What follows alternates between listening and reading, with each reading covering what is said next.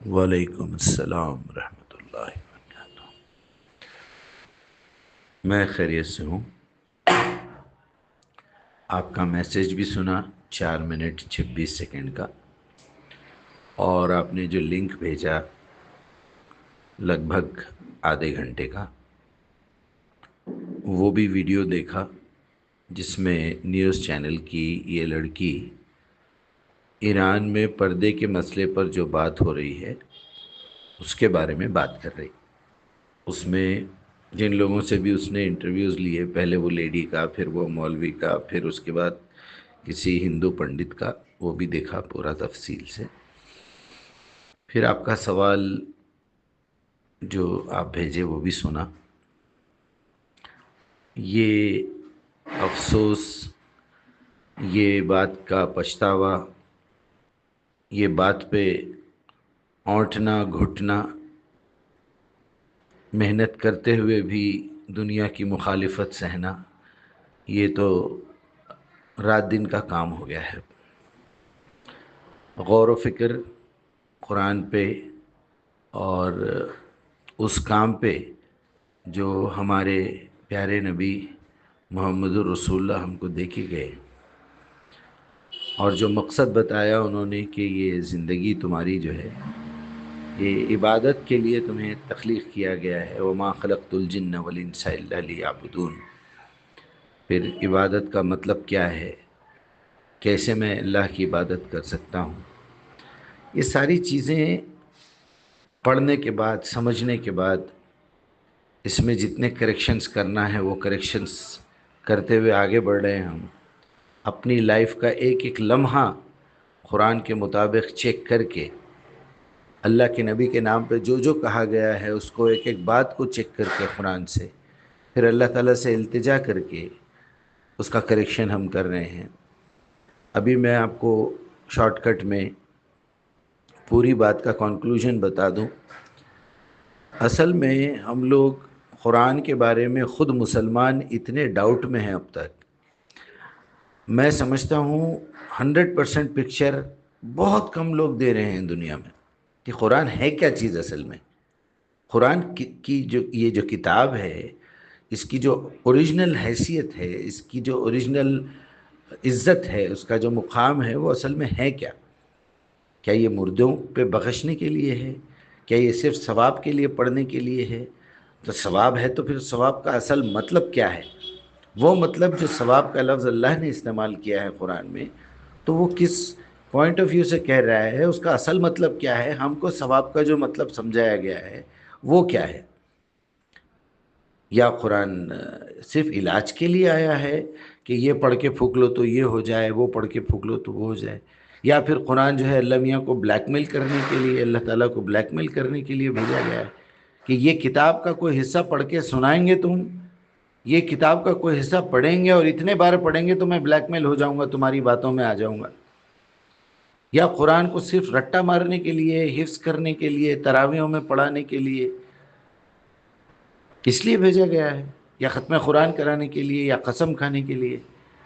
بہت بڑے عالم آ گئے، بہت بڑے مفسر آ گئے تو بولے بھائی یہ نہیں، نبی صلی اللہ علیہ وسلم جو ہے 13 سال مکے میں رہنے کے بعد مدینہ میں آئے، پھر پوری پالیٹکس کرے، اور پھر یہ ہوا، پھر ریاست قائم ہوئی، اور یہ ہوا، وہ ریاست بنانے کے چکر میں نکل گئے۔ دوسرے صاحب آئے، بولے نہیں یہ تو جہاد کے لیے آئی ہوئی کتاب ہے، اور وہ جہاد میں نکل گئے۔ تیسرا بولا نہیں یہ شفا کے لیے، وہ حکیم صاحب پڑھنا شروع کر دیے۔ کوئی بول رہا ہے نہیں اس کے اندر سارے سائنس کے راز چھپے ہوئے ہیں، اور سارے انگریز یہودی ہماری قرآن میں سے چرا کے جو ہے یہ کر رہے ہیں۔ قرآن صرف آپ کے پاس ہے کیا؟ قرآن کے بہت سارے حصے یہودیوں کے پاس بھی ہے، عیسائیوں کے پاس بھی ہے، وہ اللہ کی کتاب ہے، اللہ کا قانون ہے۔ جب مثال دینا ہو تو ان کے دور میں ان کے حساب سے دیے، ہمارے دور میں ہمارے حساب سے دیے، بات تو ایک ہی ہے اللہ کی، آدم سے لے کے محمد رسول اللہ تک علیہ السلام۔ بہرحال جو اس کا شارٹ کٹ ہے وہ یہی ہے کہ جب تک ہم یہ نہ سمجھیں کہ ہمارے کسی سوال کا جواب اللہ تعالیٰ نے بھیجا ہے پوری قرآن۔ ہم نے ایک لائن سیکھی ہے، اہدنا صراط المستقیم، اے اللہ مجھے ایسا راستہ جو استقامت والا ہے، ایسا طریقہ، ایسی بات جس پہ میں جمع رہوں، استقامت کے ساتھ رہوں، وہ مجھے دکھائیے، میں اس کی تلاش میں نکلا ہوں۔ یہ بھی اللہ تعالیٰ نے اس لیے بھیجا ہے تاکہ ہم الفاظ صحیح استعمال کریں، ہم کو سلیقہ ملے کہ اللہ سے ہدایت حاصل کرنے کا کیا طریقہ ہے۔ ورنہ اگر کوئی شخص سورہ فاتحہ بھی نہیں پڑھا ہے ابھی تک، الف با بھی نہیں آتا اس کو، لیکن اس کے دل میں وہ طلب ہے کہ مجھے یہ زندگی کامیابی کے ساتھ گزارنا ہے، محفوظ گزارنا ہے، گندگیوں میں نہیں پڑنا ہے، سچ بولنا ہے، سچائی پہ رہنا ہے، کیونکہ مجھے یہ احساس ہوا ہے کہ میں اس زندگی کے بعد ایک آنے والی زندگی میں جا رہا ہوں، یہاں کی موت جب آئے گی۔ جس طرح میں والدہ کے پیٹ میں کہیں سے آیا تھا اور حرکت شروع ہوئی تھی، یہ حرکت ایک دن ختم ہو جانے والی ہے، دل کی دھڑکن بند ہو رہی ہے، میں دیکھ رہا ہوں دھڑا دھڑ لوگ مر رہے ہیں اور دھڑا دھڑ بچے پیدا ہو رہے ہیں، تو یہ بیچ کا انٹرول کا پیریڈ ہے۔ اگر کوئی دنیا ہے اس کے بعد جانے کے بعد، تو وہاں کیا ہوگا، وہاں مجھے جواب کیا دینا ہے جا کے، وہاں میری کون سی چیز کا ٹیسٹ ہوگا، اس کے ریزلٹس ملیں گے، اس کے ریزلٹس کے بعد یا تو مجھے انعام ملے گا یا پھر مجھے سزا ملے گی۔ تو جب وہ تھک ہار کے ساری دنیا گھوم کے پلٹتا ہے کسی طرف کہ ایک ایسی طاقت ہے جو چھپی ہوئی ہے، جو مجھے پیدا کیا، اس نے ساری کائنات کو اسی نے پیدا کیا، وہی مجھے مار رہا ہے، وہی مجھے اٹھائے گا، وہی مجھ سے سوال کرے گا کہ یہ کام تم نے کیوں کیا، یہ کام کیوں نہیں کیا، یہ تمہارا انعام ہے، یہ تمہاری سزا ہے۔